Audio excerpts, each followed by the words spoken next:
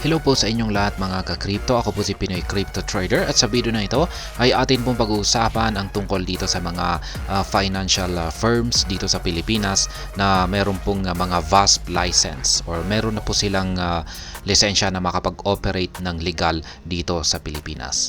Sapagkat marami pong pinagkakagulan na po kasi ngayon ang isang pangyayari na mababad na po itong si Binance dahil sa wala po itong lisensya na mag-operate dito sa Pilipinas.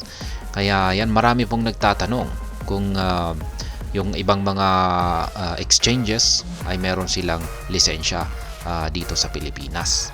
Kaya ayan, maliban po rito ay meron po kasing sinabi ang SEC na meron daw po silang listahan. Ayan, marami raw po yung kanilang listahan dito. Kung saan ay kasama po ito sa kanilang ibaban. Ayan, kasama po ni Binance sa kanilang ibaban. Kaya ngayon ay hindi po nila ipinapakita or inilalabas ang listahan na ito. At yan po yung inaabangan natin. Yan po yung gusto nating malaman para makita po natin yung mga listahan na ito at maiwasan po natin gamitin yung mga exchanges na ito. Pero hanggang ngayon ay wala pang nailalabas ang SEC. Hindi pa nila nailalabas ang kanilang listahan na ito. At sana po ay mailabas na nila ito para, ayan, gaya ng sinabi ko kanina, ay para maiwasan natin na gamitin ang mga ito. Ngayon, ang meron lamang po akong yung nakalap ko lamang po na information dito ay yung mga financial firms na nakakuha na ng mga lisensya, mga VASP license at mga regulated na or nag-ooperate na may license to operate dito sa ating bansa. Kaya yan po ang ating kikilalanin sa video na ito. Pero bago po tayo magpatuloy ay nais ko lamang po munang bigyang linaw ang aking disclaimer kung saan ang nilalaman po ng video na ito ay hindi po ito isang financial advice. For education and information purposes lamang po ang layunin nito. Maliban po dito ay nais ko na rin pong magbigay babala na wala pong kahit anumang group chat ang Pinoy Crypto Trader. At ayan, list of licensed virtual currency exchanges in the Philippines. This list will give you the names of the companies in alphabetical order who are licensed to convert a Philippine peso to cryptocurrency and vice versa. Kaya yan, narito po ang mga companies na nabigyan ng lisensya na makapag-operate dito sa ating bansa.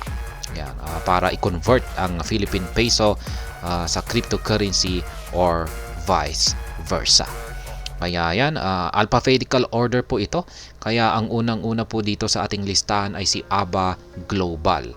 Yan, isa po siyang crypto exchange at meron po siyang multiple PHP pairs para kay Bitcoin, Ethereum at maging ibang mga cryptocurrencies na katulad ni EOS at saka si Engine.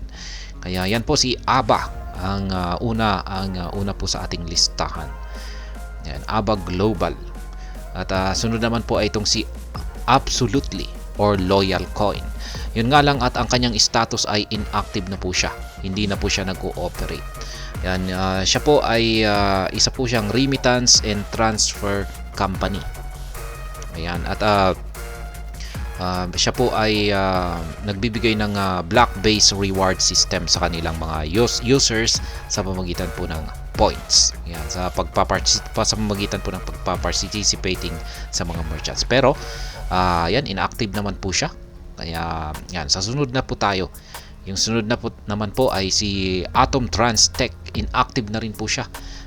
Siya po ay tumigil sa kanyang operasyon nitong nakalipas na taong 2022, buwan pa ng January.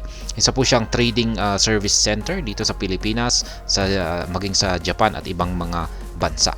Pero yan, inactive na po siya. At ang sunod naman ay itong si Bitter Incorporated at yan po ay si CoinsPH. Yan, at marami na po sigurong nakakakilala kay CoinsPH sapagkat marami pong gumagamit na mga Filipino users dito kay CoinsPH. Kaya ayan, meron po silang CoinsPH suite. Yan, kung saan nila ay ang kanilang feature ay mga cryptocurrencies. Pagko-convert po ng cryptocurrencies. Yan, direct conversion po yan ng Philippine Peso sa Bitcoin, Bitcoin Cash, XRP, Ethereum at saka marami pang ibang mga cryptocurrencies. At sapagkat habang tumatagal ay dinadagdagan po nila yung kanilang listahan sa mga available na cryptocurrencies sa kanilang platform. Kaya yan po si Coins.ph. Ang sunod naman po kay Coins.ph ay itong si Bloom Solutions. Yan, isa na rin po siyang gumagamit na rin po siya ng blockchain at saka cryptocurrencies para mas mapabilis yung kanyang pagtatransfer ng mga remittances at saka syempre mas nakakamura ito. Kaya yan po si Bloom Solutions. Nakuha po niya yung kanyang lisensya noong May 2018. At sunod naman po ay itong si Direct Agent 5 or DA5. Sa Makati naman po ito, yung kanyang Makati base po yung kanilang operation, yung kanilang opisina. At ito naman po ay remittance at saka forex services naman po ito. Ayan. Sunod naman po ay si eTrans or GAO Exchange.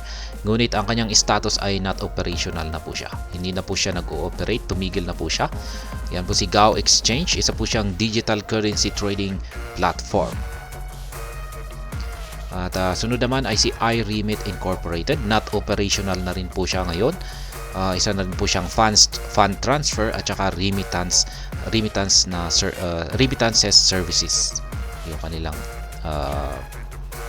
operation dito. Pero hindi po siya operational. Ayan si MoneyBees. Ayan, siya po ay isang money changer na gumagamit po ng cryptocurrencies. Ayan. Kaya operational po itong si MoneyBees. At sila ay nagfa-facilitate ng cryptocurrencies sa kanilang mga transactions.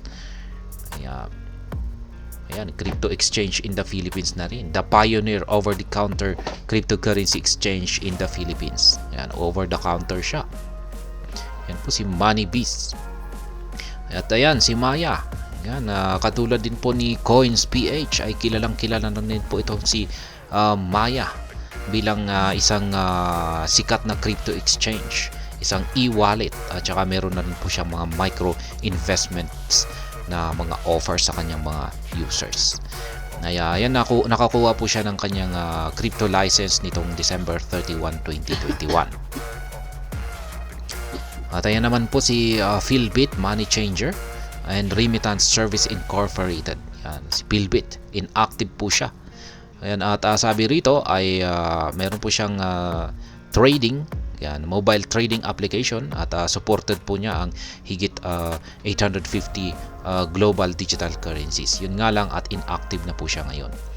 At ayan naman po si PDAX. Yan, isa na rin po ito sa kilalang exchange platform dito sa Pilipinas na may license, kung saan ay natanggap po niya yung kanyang license noong pang September 2018. At meron po siyang sa kanyang platform ay meron po siyang higit 70. Yan, total of 70 na mga cryptocurrencies. At sa tingin ko ay naradagdagan pa yan. At ito naman po si Top Juan. Yan, isa naman po siyang B2B at saka B2C na financial services at saka solutions. Ayan, at ang panghuli natin dito ay si Union Bank. Yan, siya po ang kauna-unahang local bank na nakatanggap po ng kanyang VASP license mula sa BSP. Kaya yan po yung mga listahan natin dito. Ayan, may nabigyan ng license to operate dito sa ating bansa. Yun nga lang at yung halos medyo marami po sa kanila ang inactive or tumigil na sa kanilang operation. At yan nga, kung wala po rito yung ating ginagamit na exchange, yan, or crypto exchange, ay ibig pong sabihin ay wala po yung lisensya. Ayan, maaring kasama po yan sa listahan ni SEC na kanilang ibaban. Kaya ayan, hanggang dito na lamang po tayo sa video na ito. Sana po ay inyong nagustuhan ang aking paliwanag dito. Kung inyo po itong nagustuhan ay pakiclick lamang po ang like button nito. Para naman po sa mga bago lamang dito, kayo po ay aking inaanyayahan para mag-subscribe. Pakiclick na rin po ang bell icon nito dahil ito po ang siyang magsisilbing notification nito sa mga bago kong videos na akin pong ina-upload sa aking YouTube channel na ito. Marami pong salamat sa panonood, ingat po tayo lagi at God bless po sa ating lahat.